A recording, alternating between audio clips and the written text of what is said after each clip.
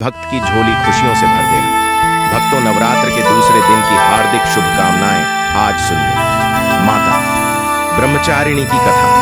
ब्रह्मचारिणी का अर्थ होता है तप का आचरण करने वाली माता। ब्रह्मचारिणी की पूजा करने वाले भक्त को अपने हर काम में सफलता प्राप्त होती है, वहर और विजय होता है। माता ब्रह्मचारिणी ने अपने इस रूप में सफेद वस्त्र धारण किए हुए हैं। माता की दो भुजाओं में से दाहिनी भुजा में झपमाला और बाईं भुजा में कमंडल है। इनकी पूजा करने से भक्त के अंदर जप और तप की शक्ति बढ़ती है। माता ब्रह्मचारिणी अपने भक्तों को संदेश देती हैं कि परिश्रम से ही सफलता प्राप्त की जा सकती है। महादेव को पति रूप में प्राप्त करने के लिए माता ब्रह्मचारिणी ने अत्यंत कठिन तप किया था। शिव पुराण में वर्णन मिलता है कि श्री ब्रह्मा जी के आदेशानुसार भगवान शंकर जी को पति रूप में प्राप्त करने के लिए माता पार्वती ने कठिन तप किया था। ब्रह्मा जी के आदेश के बाद देव ऋषि नारद जी ने माता पार्वती को पंचाक्षर मंत्र यानी शिवाय नमः की दीक्षा दी। दीक्षा लेकर माता पार्वती अपनी सखियों के साथ तपोवन में जाकर कठिन तपस्या में लीन रहने लगी। उनकी कठिन तपस्या का वर्णन शिव पुराण में मिलता है। माता पिता की आज्ञा लेकर माता पार्वती ने सबसे पहले राजसी वस्त्रों का, अलंकारों का त्याग किया। उनकी जगह पर उन्होंने मूंज की मेखला धारण कर ली, वल्कल वस्त्र धारण कर लिए, हार को गले से निकालकर मृग चर्म धारण किया और फिर गंगावतरण नामक पावन क्षेत्र में सुंदर वेदी बनाकर वे तपस्या में बैठ गए। अपने मन और सभी इंद्रियों का निग्रह कर सभी इंद्रियों को अपवश में माता पार्वती ग्रीष्म काल में अपने चारों ओर अग्नि जलाकर बीच में बैठ गई और ऊपर से सूर्य के प्रचंड ताप को सहन करती हुई वे अपने तन को तपा रही वर्षा ऋतु में वे खुले आकाश के नीचे शिलाखंड पर बैठकर दिन रात जल की धारा से अपने शरीर को सींचती रही। भयंकर शीत ऋतु में जल के बीचों बीच रात दिन बैठकर उन्होंने तप किया। इस प्रकार निराहार रहकर माता पार्वती ने पंचाक्षर मंत्र का जप करते हुए सकल मनोरथ पूर्ण करने वाले भगवान सदा महादेव के ध्यान में अपने मन को रमा दिया। अपनी पुत्री को विवाह लायक देखकर माता मैना और पिता हिमालय को अपनी पुत्री के विवाह की चिंता हुई। इतने में देव ऋषि नारद राजमहल में पहुंच गए। अपने महल में महर्षि को विराजमान देखकर राजा और रानी ने अपनी पुत्री के भविष्य के विषय में उनसे पूछा।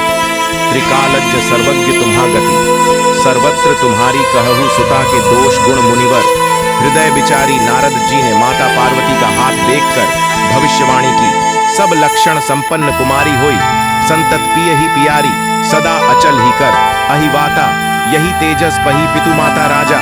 हिमालय ने प्रश्न में बेटी के अवगुण पहले पूछे थे, किंतु देवर्ष नारद ने पहले पार्वती जी के गुणों का बखान किया। नारद जी चतुर और मनोवैज्ञानिक वक्ता है। वे सबके मन की बातें पढ़ लेते हैं, इसलिए माता पार्वती के माता पिता से वे उनके दिव्य गुणों की चर्चा करते हैं। सद्गुणों की एक लंबी सूची नारद जी ने उनके सामने प्रस्तुत की। लेकिन जब माता पार्वती के पिता ने पूछा कि हे देवर्ष, मेरी पुत्री में अगर कोई दोष हो तो वह भी बतला दीजिए, तब देवर्षि नारद बोले, सुनहु जे अब अवगुण दई चारी, यानी कि पुत्री में दो चार अवगुण भी हैं, उन्हें भी आप सुन लो। जोगी जटिल अकाल मन नग्न अमंगल, वेश अस्वामी ही कहाँ मिलही परिहस्त। हंसी रेख नारद जी कहने लगे कि पार्वती पुत्री तो सर्वगुण संपन्न है, किंतु इनका पति जटा झूठ धारी दिगंबर और अमंगल वेश वाला होगा। नारद जी के मुंह से यह बात सुनकर माता पार्वती के माता पिता तो बहुत उदास हो गए, किंतु माता पार्वती को मन ही मन बड़ी प्रसन्नता हुई। जो विवाह संकर सन हो, दोष गुण सम कहे। सब कोई नारद जी ने पार्वती जी के माता पिता को बहुत समझाया कि जिन दोषों का वर्णन मैंने किया है वे सभी शंकर जी में है, और अगर पार्वती जी का विवाह भगवान शंकर से कर दिया गया तो यह दोष भी गुण में बदल जाएंगे। समरथ कह नहीं दोष घोसाई, रवि पावक सुर सरी की नाई। अंत में नारद जी ने माता पिता से यह तक कह दिया कि शिव जी को छोड़कर संसार में आपकी पुत्री के लिए कोई दूसरा वर है ही नहीं, किंतु आशुतोष होने पर भी शंकर जी दुरारा हैं, यानी कि शिव जी कठोर उपासना से प्रसन्न होते हैं। उनको प्राप्त करने का एक ही उपाय है कि पार्वती जी वन में जाकर कठिन तपस्या में लीन हो जाए। तब देवर्षि नारद की प्रेरणा से अपने माता पिता की आज्ञा लेकर माता पार्वती हिमालय के गहन वन में तपस्या करने के लिए चली गई। पार्वती जी के तप में हठ से अधिक महादेव को प्राप्त करने का अनुराग है, इसलिए महादेव जी के चरणों का ध्यान करते हुए उन्होंने सभी प्रकार के सुखों का त्याग कर दिया। भगवान शंकर के चरण कमलों में नित्य नूतन अनुराग होने के कारण अब तो उन्हें अपने शरीर की भी शुद्ध नहीं रही। उन्होंने तन और मन से पूरी तरह अपने आप को तपस्या में लीन कर लिया। 1000 वर्ष तक मूल और फल का और 100 वर्ष तक उन्होंने केवल शाक का आहार किया। कुछ दिन तक उन्होंने केवल पानी और हवा का सेवन किया और कुछ दिन के बाद इन्हें भी त्याग कर कठिन उपवास किया। फिर इन्होंने वृक्ष से गिरी हुई बेल की सूखी पत्तियां खाकर 3000 वर्ष बिताए। जब माता पार्वती ने सूखी पत्तियां भी खाना बंद कर दिया, तब उनका नाम पड़ गया अपर्णा। तभी माता पार्वती की इस कठिन तपस्या को देखकर आकाशवाणी हुई कि हे माता, तुम्हारे मनोरथ पूर्ण हो गए। अब तुम हठ और तप छोड़कर अपने घर चली जाओ। भगवान शंकर तुमसे मिलने जल्दी आएंगे। इसके बाद एक दिन महादेव ने माता की तपस्या से प्रसन्न होकर उन्हें दर्शन दिए और उन्हें अपनी पत्नी के रूप में स्वीकार करने का वचन भी दिया। कठिन तपस्या में लीन होने के कारण और सभी प्रकार के सांसारिक सुखों का त्याग करने के कारण ही माता के इस रूप की पूजा की जाती है। माता ब्रह्मचारिणी की पूजा करने से सभी प्रकार के सुख समृद्धि की प्राप्ति होने के साथ ही सारे मनोरथ भी पूर्ण हो जाते हैं। प्रेम से बोलिए ब्रह्मचारिणी माता की जय। प्रिय श्रोताओं, आप सुनिए श्री महिषासुर मर्दिनी स्तोत्र का हिंदी अनुवाद। हे हिमालय राज की पुत्री, हे गिरजा माता, विश्व को आनंदित करने वाली माता, नंदी गणों द्वारा पूजित गिरिश्रेष्ठ विंध्याचल के शिखर पर निवास करने वाली माता, अपनी लीला से श्री विष्णु भगवान को प्रसन्न करने वाली, इंद्रदेव के द्वारा नमस्कृत्य भगवान नीलकंठ की पत्नी, विश्व में विशाल कुटुंब वाली और विश्व को संपन्नता देने वाली, हे महिषासुर का मर्दन करने वाली भगवती, अपने बालों की लता से आकर्षित करने वाली पर्वत की पुत्री, आपकी जय हो जय हो जय हो। देवों को वरदान देने वाली दुर्धरा और दुर्मुख असुरों को मारने वाली और स्वयं में ही हर्षित रहने वाली, तीनों लोकों का पोषण करने वाली, शंकर जी को संतुष्ट करने वाली, पापों को हरने वाली और घोर गर्जना करने वाली, दानवों पर क्रोध करने वाली, अहंकार हो के घमंड को सुखा देने वाली, समुद्र की पुत्री, हे महिषासुर का मर्दन करने वाली, अपने बालों की लता से आकर्षित करने वाली पर्वत की पुत्री, आपकी जय हो जय हो जय हो। हे जगत माता, हे मेरी माता, प्रेम से कदम के वन में वास करने वाली, हास्य भाव में रहने वाली, हिमालय के शिखर पर स्थित अपने भवन में विराजित मधु की तरह मधुर मधु केटभ का मद नष्ट करने वाली, महिष को विदीर्ण करने वाली, सदा युद्ध में लिप्त रहने वाली, हे महिषासुर का मर्दन करने वाली, अपने बालों की लता से आकर्षित करने वाली पर्वत की पुत्री, आपकी जय हो जय हो जय हो। शत्रुओं के हाथियों की सूंड काटने वाली और उनके 100 टुकड़े करने वाली, जिनका सिंह शत्रुओं के हाथियों के सर अलग अलग टुकड़े कर देता है, अपनी भुजाओं के अस्त्रों से चंड और मुंड के शीश काटने वाली, हे महिषासुर का मर्दन करने वाली और अपने बालों की लता से आकर्षित करने वाली पर्वत की पुत्री, आपकी जय हो जय हो जय हो। रण में मधोमत शत्रुओं का वध करने वाली, अजर अविनाशी शक्तियां धारण करने वाली, प्रमितनाथ अर्थात शिव जी की चतुराई जानकर उन्हें अपना दूत बनाने वाली दुर्मति और बुरे विचार वाले दानव के दूत के प्रस्ताव का अंत करने वाली, हे महिषासुर का मर्दन करने वाली, अपने बालों की लता से आकर्षित करने वाली पर्वत की पुत्री, आपकी जय हो जय हो जय हो।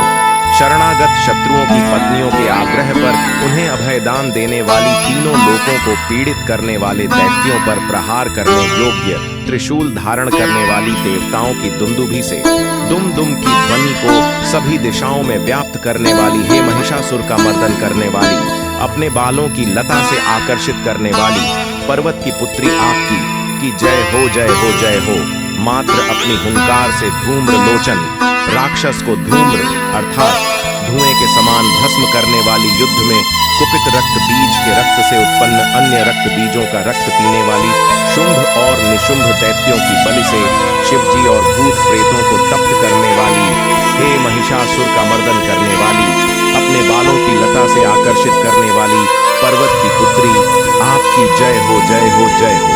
युद्ध भूमि में जिनके हाथों के कंगन धनुष के समान चमकते हैं, जिनके सोने के तीर शत्रुओं को विदीर्ण करके लाल हो जाते हैं और उनकी चीखें निकालते हैं। चारों प्रकार की सेनाओं, हाथी घोड़ा पैदल रथ का संहार करने वाली, अनेक प्रकार की ध्वनि करने वाले, बटकों को उत्पन्न करने वाली, हे महिषासुर का मर्दन करने वाली, अपने बालों की लता से आकर्षित करने वाली पर्वत की पुत्री, आपकी जय हो जय हो जय हो।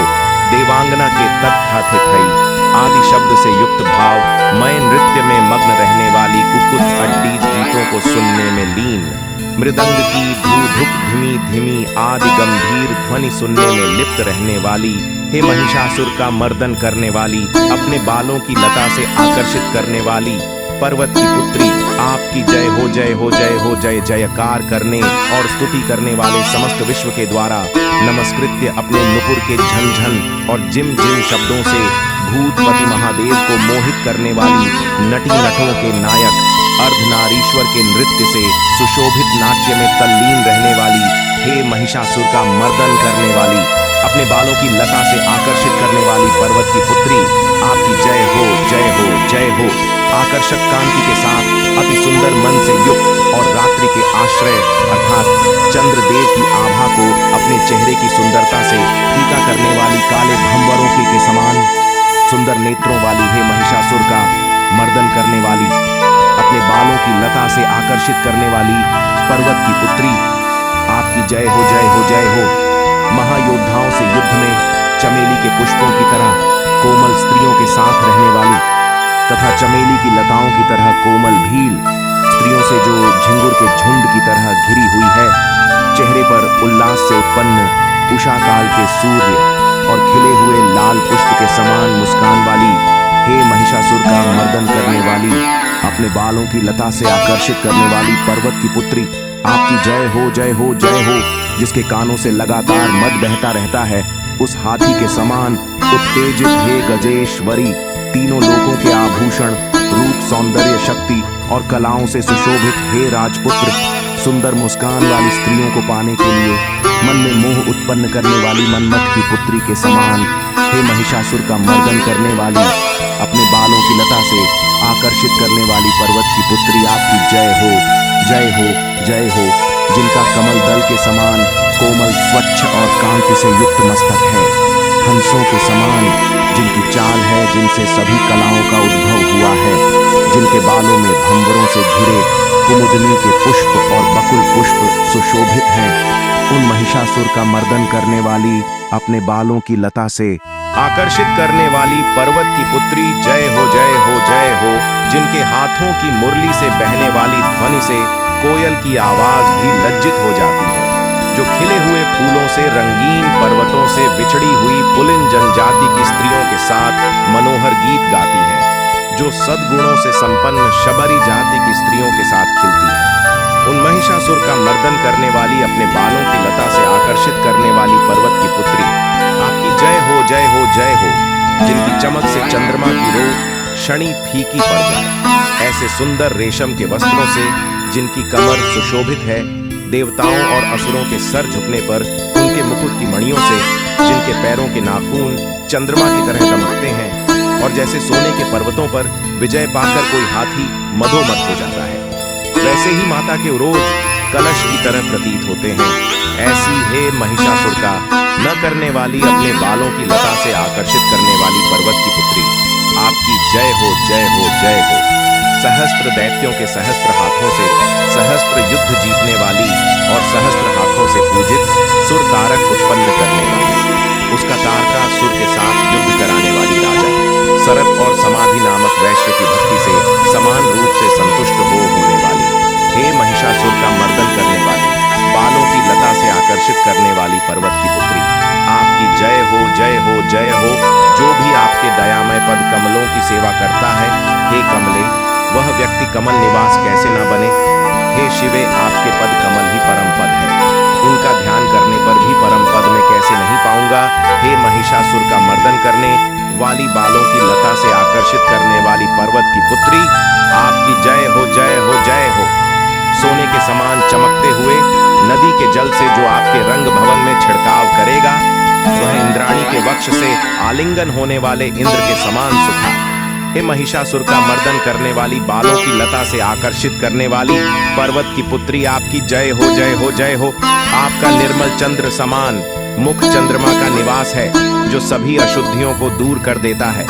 नहीं तो क्यों मेरा मन इंद्रपुरी की सुंदर स्त्रियों से विमुख हो गया है। मेरे मत के अनुसार आपकी कृपा के बिना महादेव नाम के धन की प्राप्ति कैसे संभव हो सकती है। हे महिषासुर का मर्दन करने वाली, बालों की लता से आकर्षित करने वाली पर्वत की पुत्री, आपकी जय हो, जय हो, जय हो। हे दिनों पर दया करने वाली उमा, मुझ पर भी दया कर ही दो। हे जगत जननी, जैसे आप दया की वर्षा करती हो, वैसे ही तीरों की भी वर्षा करती हो। इसलिए इस समय जैसा आपको उचित लगे वैसा करो, मेरे पाप और ताप दूर कर दो। हे महिषासुर का मर्दन करने वाली, बालों की लता से आकर्षित करने वाली पर्वत की पुत्री, आपकी जय हो, जय हो, जय हो। प्रिय भक्तजनों, अब हम सभी मिलकर माता रानी से क्षमा याचना करते हैं, ताकि हमारे द्वारा हुई किसी भी गलती के लिए माता रानी हमें क्षमा कर सके। हे परमेश्वरी, मेरे द्वारा रात दिन सहस्त्र अपराध होते रहे हैं, अतः आप मुझे अपनी सेवक समझकर कृपा पूर्वक मेरे उन अपराधों को क्षमा करो। न तो मैं आह्वान करना ही जानता हूँ, न विसर्जन करना ही जानता हूँ, और न पूजा ही करना जानता हूँ। हे परमेश्वरी, मुझे क्षमा करो। हे सुरेश्वरी, मैंने जो मंत्रहीन, क्रियाहीन और भक्तिहीन पूजन किया है, वह सब आपकी दया से पूर्ण हो। सैकड़ों अपराध करके भी भक्त आपकी शरण में आकर केवल जगदम्ब कहकर ही मोक्ष को प्राप्त करते हैं, जिसे ब्रह्मा माता गण भी पाने में असमर्थ होते हैं। हे जगदम्बी के मैं अपराधी हूँ, किंतु आपकी शरण में आया हूँ, अतः इस समय मैं दया की पात्र हूँ। आप जैसा चाहो वैसा करो। अज्ञानवश या बुद्धि भ्रम होने के कारण भूल से मैंने जो कुछ भी कम या अधिक कर दिया हो, हे माता, हे परमेश्वरी, सब अपराध क्षमा करो और प्रसन्न हो। हे जगन माता, हे कामेश्वरी, सच्चिदानंद स्वरूपिणी परमेश्वरी, आप प्रेम पूर्वक मेरी यह पूजा स्वीकार करो और मुझ पर प्रसन्न हो। आप गुप्त से भी गुप्त वस्तु की रक्षा करने वाली हो। आप मेरे किए हुए इस जप को ग्रहण करके मेरे सभी अपराधों को क्षमा करो। हे माता, हे महेश्वरी, आपकी कृपा से मुझे सिद्धि की प्राप्ति हो। भक्तों, अगर आप इस नवरात्रि माता दुर्गा को अपने घर लाना चाहते हैं तो कमेंट बॉक्स में लिखे जय माता दी। माता, आपका हमारे घर में स्वागत है और हमारे चैनल वास्तु ज्ञान ज्योतिष को सब्सक्राइब करें।